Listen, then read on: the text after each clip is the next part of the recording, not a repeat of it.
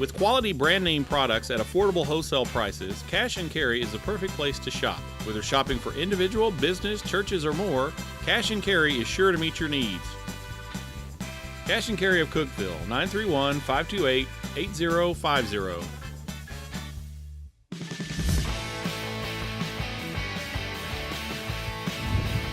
Man, oh man, what a game. Hello, everyone, and welcome to the Marcus Satterfield Show presented by IWC Cash and Carry. Dylan Vazano hosts, Tennessee Tech head football coach Marcus Satterfield.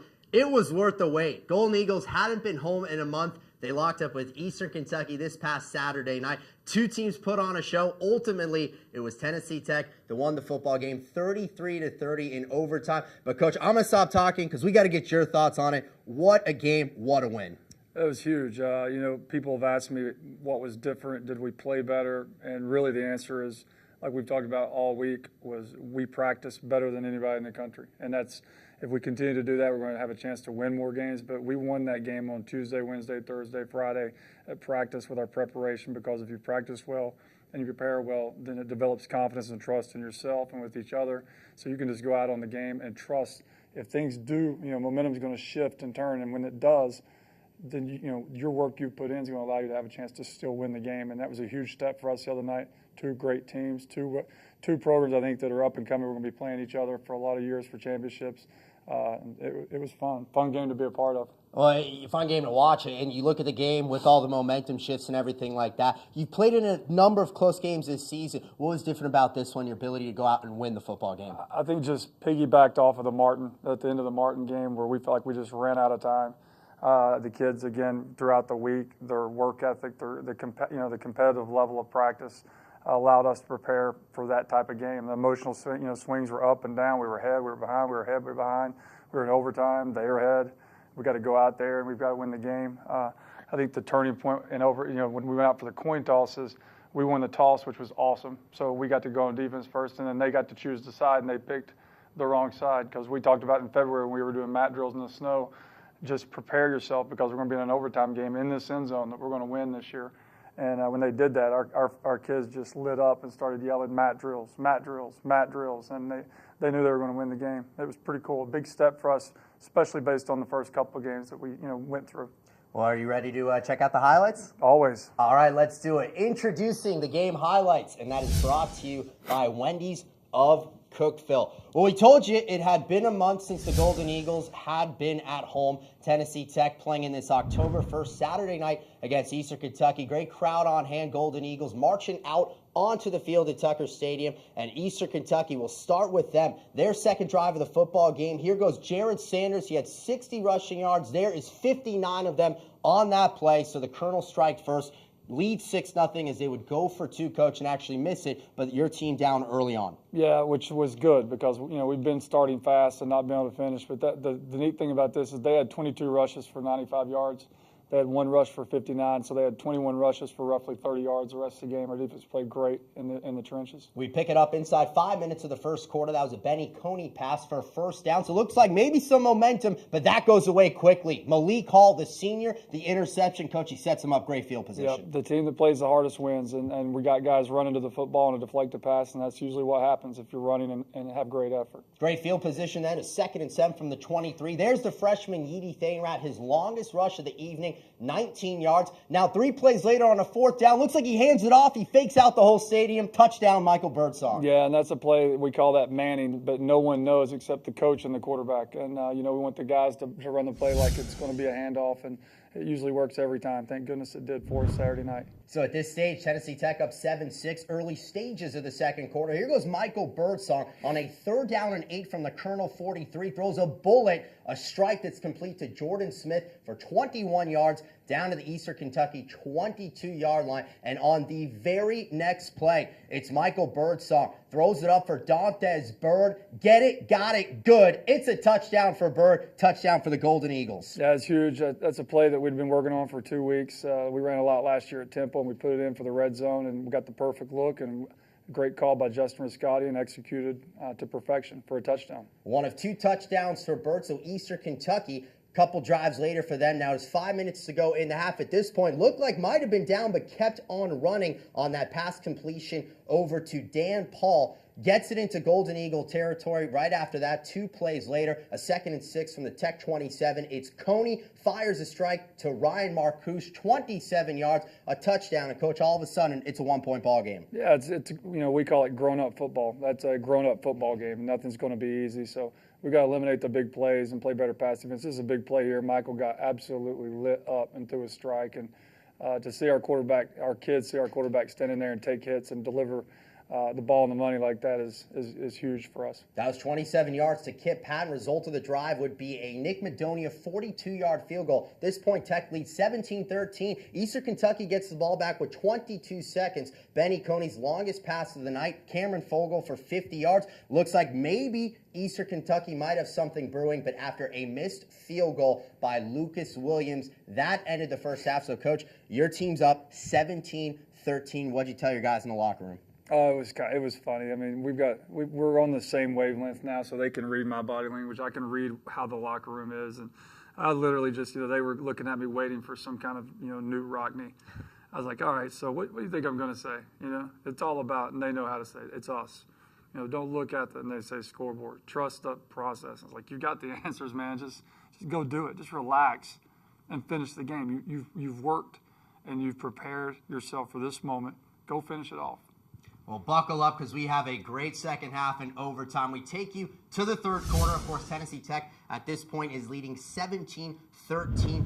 Eastern Kentucky with 10:21 to go. The first play of their drive, Golden Eagles had just turned it over on downs. Ryan Marcouche again, almost the same play, 27 yards as it goes into Golden Eagle territory. A couple plays later from the Tech 26, it's Coney to Devin Borders, goes up, gets the football for a touchdown. That makes it 20-17. Eastern Kentucky. Borders, game high 9 catches for 121 yards. Tennessee Tech would respond, though, and, Coach, this was a 15-play, 7-minute drive, ends in a Nick Madonia field goal, and we are all tied at 20 heading into the fourth. Yeah, I had some huge third down conversions. I mean, it was one of those games where the toughest team was going to be able to win the game, and luckily we were able to hang in there. Fourth quarter, Benny Coney fires one deep through Tennessee Tech traffic. That's on a 3rd and 7, beginning of the quarter from the Eastern Kentucky 18. So that goes into Golden Eagle territory. But then on a 4th and 1, Ethan Thomas, the rush, no gain. Tennessee Tech will get the football back. And the Golden Eagles now with things tied up at 20. The very first play after that fumble, it's Michael Birdsong completes it 27 yards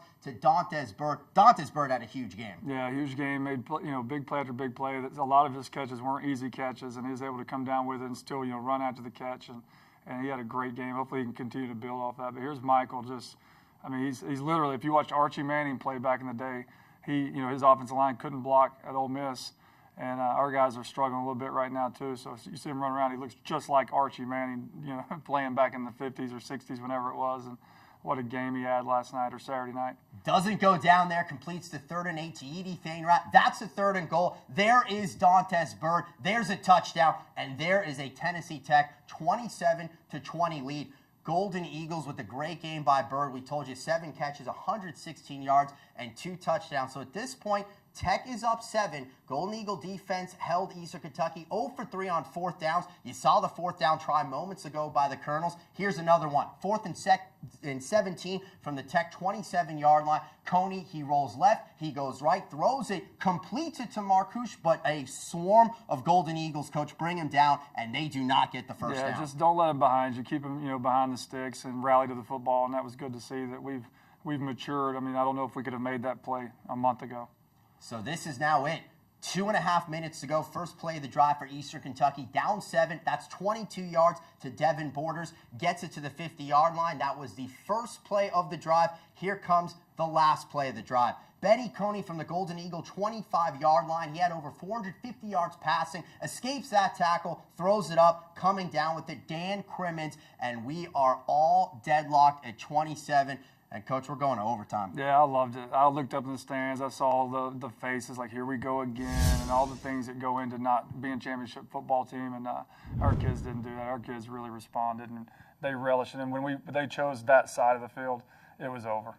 Mentioned how important that was. And Malik Hall, of course, they're going to put Eastern Kentucky with the football first. So the Golden Eagles will go on defense, and the Colonels kick a field goal. Lucas Williams from 25 yards out. So now Tennessee Tech, a chance to tie, a chance to win. First play in overtime for the Golden Eagles. It's Birdsong. Had an incredible game. Rushes for 10 yards, goes out of bounds, gets hits out of bounds, and so that is a personal foul. Will bring the football all the way to the 7-yard line, where 2 plays later, 2nd and goal from the 4-yard line. It's Michael Birdsong. He throws it to Alex Carling. Game over. Golden Eagles win, Coach, and the celebration is on. Yeah, there's Dr. Oldham. That's cool to see the president back there celebrating. And again, just this is one game, not a championship. But man, did we work hard to get to the point where we could compete against a team like Eastern Kentucky and be able to continue to fight and pull this thing off.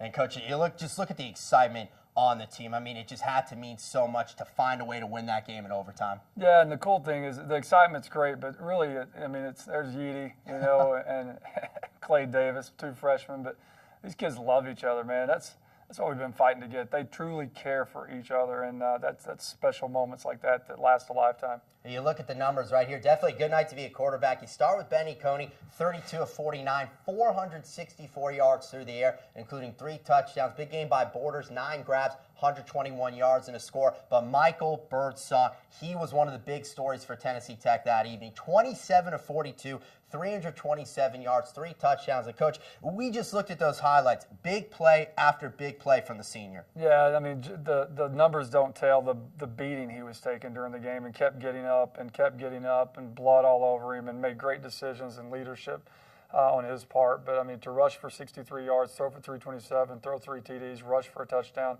make unbelievable decisions and no turnovers, that was a key factor in us winning the game. I mean, just such an exciting evening, such an exciting football game. But it was really a great day overall. One of the things that happened, Robert Hill Johnson, the Robert Hill Johnson Award, which is a team MVP voted on by the Golden Eagle players, really one of the more prestigious awards that you can win for Tennessee Tech football. Had a majority of the surviving members come back. There was a halftime ceremony for them, and also you had a chance earlier in the day to attend a banquet honoring it. Yeah, they had a dinner at the Golden Eagle Golf Club, and it was neat. I understood the award, but to get to go meet everyone and hear their stories and how it positively affected their life, and how Tennessee Tech Golden Eagle football affected their life I'm glad I got to go and experience that and share some of our thoughts and the energy of our program with that crew, because it's a special crew. There's some really good players there. And you got to love the wings up at the end. I mean, that's huge. Yeah, It's a tradition that just started, but to be able to reach back and really touch our lineage, it's huge to teach everybody, right? And moving forward, hopefully Wings Up grows and goes across the country.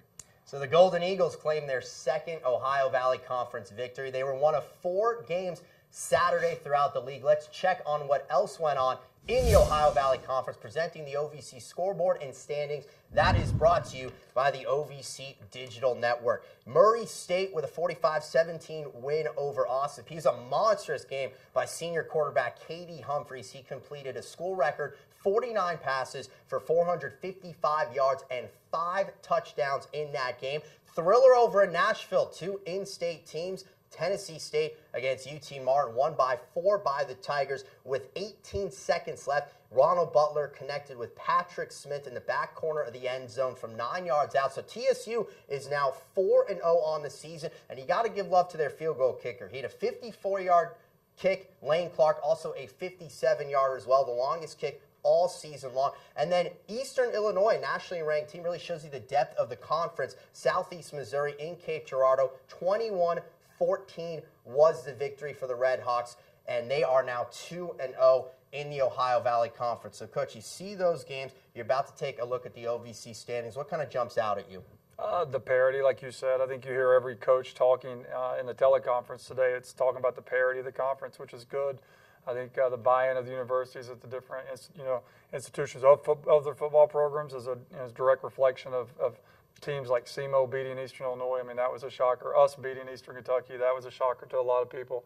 To me, I was shocked Tennessee State beat UT Martin. I thought UT Martin had a chance to, really possibly go undefeated in their conference. So the parity's there, and luckily for us, my man Healy needs to go take care of Martin, and that puts us right back in control of our own destiny of the Sergeant York Trophy. So And see what happens. And there are the standings right there. Tennessee Tech with a 2-1 record. Southeast Missouri and Tennessee State are currently undefeated in the OVC. Hey, well, listen, we still have lots to get to, just underway here on the Marcus Satterfield Show, so we still have plenty to come. We'll run through some segments. Of course, we're going to preview next week's opponent as well, Jacksonville State. So don't go anywhere, right here on the Marcus Satterfield Show.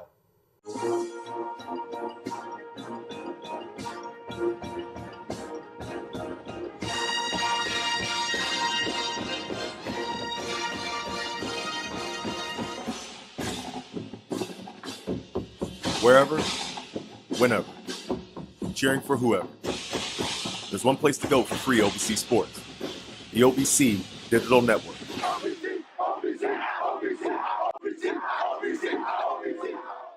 Back here on the Marcus Satterfield Show, presented by IWC Cash and Carry. All right, it's always one of the fun parts. We get to know some of the Golden Eagles. Today, he is fourth on the team with 32 tackles. He is a freshman safety from Nashville, Tennessee. Let's hear his story, introducing Shannon Fain and introducing the Player Spotlight. That's brought to you by TTUsports.com. Shannon Fain, freshman, strong safety. I'm from Nashville, Tennessee. My family is really a strong family. We have a close bond. They've pushed me throughout my years of playing football, basketball. The most influential person in my life is my father. He's been there throughout my whole life, and not many kids have the chance to have their father through their life and push them, and especially push them to the next level. I started playing football when I was 5 years old. My earliest football memories when I was actually 6. My coach told me I couldn't play running back, and so after that, I determined to put my head to it that I was going to play running back. It's been a great transition. I love the town, great people, great atmosphere. I get to see people in the crowd that I know, people from school. My old coaches come by, and of course my family comes. I decided to play for Tech because I came on a visit, and when I came on my visit, I didn't have an offer at the time, but Coach Wright told me everything was going to be all right. You know, just keep your head up. And when they offered me, I just knew it was home. The team is really fun at times. You know, we have a great bond. We're like a big family, but we know when it gets serious and we know when it's time to crack down. The team I look up to most is Isaiah McKinney. When I first came in, he was starting strong safety, and after a couple weeks, the coach came to him and said they wanted to move him to will linebacker, and he did it without any hesitation. That's the real definition of a team player. Goals I set for myself would be on the freshman team for the OVC and just being All-American. I see the team reaching every goal that we set out for, and especially the big one, which is winning the championship. And our mentality is that's it right there, to win the championship, none less. And Shannon Fain, he had a great night Saturday night with 7 tackles. And Coach, he's one of these great young freshmen that you guys have. He's unbelievable. You can tell by the interview. I mean, he is a leader. He's very mature for his age. He's a classic recruiting story. We go to the school to see his buddy, and the coach said, "Hey, I want you to check my running back out." And of course, you're not going to say no. I was like, oh, "All right." Well, you know, and I kind of half-heartedly met him, and I kind of liked the way he looked. Then I watched his tape, and we're like, let's bring him on a visit. And then we got to know him, got to know his parents, and you can just hanging out with him and his family, you know he's going to be a success. And he arrives on campus, and since day one, he's just worked, and been a great teammate, as you can tell. He praises other teammates, and he's had a special year to be a true freshman, play as much as he has, and play at the level. He's only going to get better, and I hope he is an All-American one day. He's going to have a chance to, and when we do start winning championships, he's going to be a key figure in those wins. So we're so excited to have Shannon part of our family. And when you look at him and being a true freshman, there's been a lot of freshmen defensively. How do you think that they've kind of evolved the young talent on this team? Well, it's cool because they've evolved together. So there's like he was talking about a close bond, there's an extremely close bond with that freshman class. There's so many of them, and then there's a lot of them that are playing and going through all the different trials and tribulations as a true freshman, and all the good things and the bad things, and getting used to practicing every day and going to study all and not having any time. And I think it's brought them closer together, which in the long run, 2 and 3 years from now, when this class are juniors and seniors and they're still playing, and probably confusing other coaches, the fact that they're still out there playing, I think that's when things start to become really special. Well, shifting from defense to offense, and when you put up 446 total yards of offense, is what the Golden Eagles did against Eastern Kentucky. You want to get to know the offensive coordinator a little more. He is our segment for Mic'd Up. That is Justin Riscotti, the Tennessee Tech offensive coordinator. So introducing Mic'd Up, and that is brought to you by the OVC Digital Network.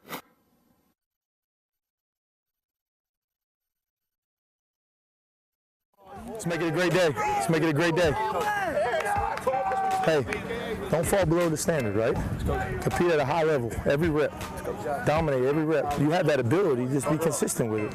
Hey, I need leadership. Leadership from you. Okay? Leadership. Take ownership in your group. You got me? Hey, Jamarty, foot to foot. Foot to foot. You're tight. Good, you're crunching. Crunch. Split flow. Split flow, Jamarty. Good. There you go. Good. Good. Choose up, Kobe. Finish. Finish. Do the whistle. Do the whistle. Do the whistle. Hey, why we sing on the shade? Hey, we had a shade. Why we sing on the shade? Chandler, why we sing on the shade? That's a double. Good, moving up in the pocket. Up in the pocket. Good wide base.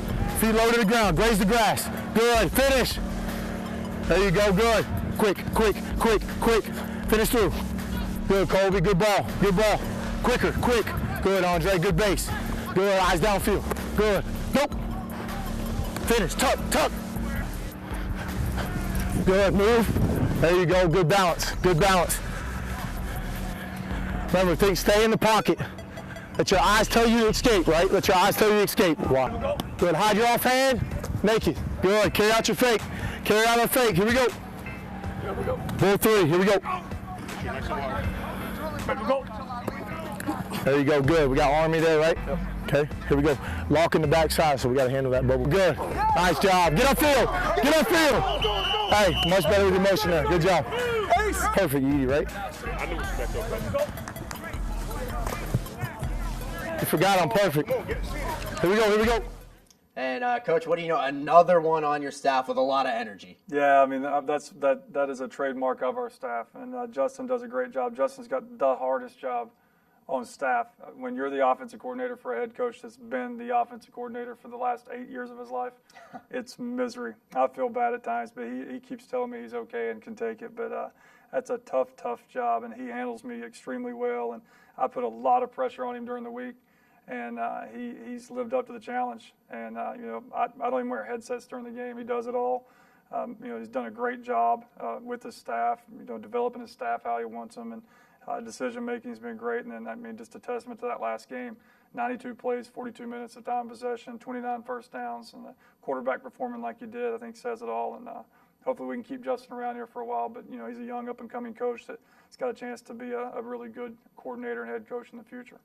Well, we have one more break here on the Marcus Satterfield Show, but when we come back, we'll hear from Director of Athletics Mark Wilson, and we will preview Tennessee Tech's opponent, Jacksonville State. So stay with us here on the Marcus Satterfield Show. What are you looking for? A place to belong? A path to a career? A way to make things better? Do you wonder what opportunity looks like? Explore your answers here. Change your world at Tennessee Tech University. Visit tntech.edu/change. Hello again on the Marcus Satterfield Show, presented by IWC Cash and Carry. Well, of course, at this point in our show, it is time to check in on the other Golden Eagle athletic sports. So introducing the Golden Eagle update, and that is brought to you by the Tech Athletics Twitter at TQ Golden Eagles.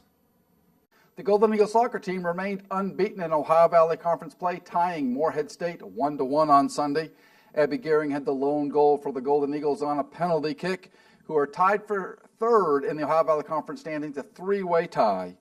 Led by a fourth-place finish by Gilbert Boyd in the Greater Louisville Classic Gold Division, the Golden Eagle men's cross-country team finished 13th. The women's cross-country team won the blue division of the Greater Louisville Classic, led by a first-place finish by Michaela Rennick, second-place finish by Sarah Brandt, Puri Murdy finished 5th, and Jenna Storms finished 10th for a strong performance for Coach Wayne Angel's squad. The Golden Eagle men's golf team finished 13th at the Derek Dolnick Intercollegiate. Women's golf had a great performance at the Chris Bannister Fall Classic, finishing 3rd overall. They were led by Allison Dunn, who finished tied for 3rd and earned all tournament honors. The Golden Eagle volleyball team had a tough week, losing to Tennessee State 2-3, losing the 5th and final set by a close score of 12-15. Alyssa Povey had 4 blocks, Kavanna Johnson 17 kills, Sharon Anderson 21 digs and 50 assists. They lost to Belmont on Saturday by a score of 1-3. Shanice James and Johnson each had 7 kills. Kennedy Wade had 10 digs, Sharon Anderson 25 assists. They're home Wednesday night against Jacksonville State at 7 o'clock and against UT Martin Saturday at 4. Tip of the hat to the Regions Bank Athletes of the Week: Allison Dunn from women's golf, Michaela Rennick from women's cross country, Gilbert Boyd from men's cross country, and of course, Michael Birdsong was a phenomenal performance against Eastern Kentucky. Back down to you, Dylan. And thank you, Mark, for that from upstairs over there. So appreciate that. And, Coach, always good to hear a lot of good things happening with Golden Eagle Athletics. No question. I think it's really neat that all programs are excelling. There's really not anyone that's lagging behind. We're probably the only ones that have a losing record. So it's good to see the spirit of campus lifted up through athletics. And hopefully we can continue it and take us into the tournament season. Well, the Golden Eagle football team, shifting back to them, of course, as Mark Satterfield show, as they have a big game this Saturday, right back on the road, short stay at home. They will take on the number 3 team in FCS, Jacksonville State. So let's learn more about the Gamecocks and introducing this week's opponent, and that is brought to you by the Golden Eagle Golf Club. Coach, you look at Jacksonville State, obviously just a tremendous football team and going on the road this week. Yeah, good team. I know a bunch of those kids when I was at Chattanooga. I was recruiting them. I've known Josh Barge, the good wideout, since he was a freshman in high school. Eli Jenkins, Justin Lee, the tackle. These guys are good, man. They've been playing for a long time. They're not only good, but they're big and athletic, and they have a lot of confidence and play with a lot of confidence. And anytime you put all those ingredients together, it's a tough task to try to go and beat them. So, I've told our kids, it can be done. We just can't worry about them. We got to worry about ourselves. Go and take care of the football, score touchdowns in the red zone, and see what happens in the fourth quarter. And you look at their quarterback, obviously OVC Player of the Year last year, Eli Jenkins. He's a special talent. He is great size, great arm strength. He's a lot like Mike. Mike, and him both can extend the play, all schedule plays, and he's got some really good wideouts from Barge to even some of the young kids to throw the ball to now. So we got torched for 462 in the air last week, so I'm sure he's fired up. We're coming to town. So hopefully we can sew up some coverage issues and just play hard. I mean, these are fun games. We have nothing to lose. No one thinks we can win. So all we have to do is just show up and play harder than they do and take care of the football, and I promise you we'll be in the game in the fourth. And that game will be this Saturday at 1 o'clock. Coach, good luck, of course, and we'll do it again next week. Can't wait. It's going to be a fun weekend, and hopefully everybody listens on the radio and gives us some good support out there. Coach mentioned it. You can listen on the radio, 98.5 KISS FM. Once again, kickoff is at 1 o'clock. You also watch the game on ESPN3 and, of course, read all about it in the Cookeville Herald-Citizen. That's going to do it for this week's show. We will see you next week on the Marcus Satterfield Show.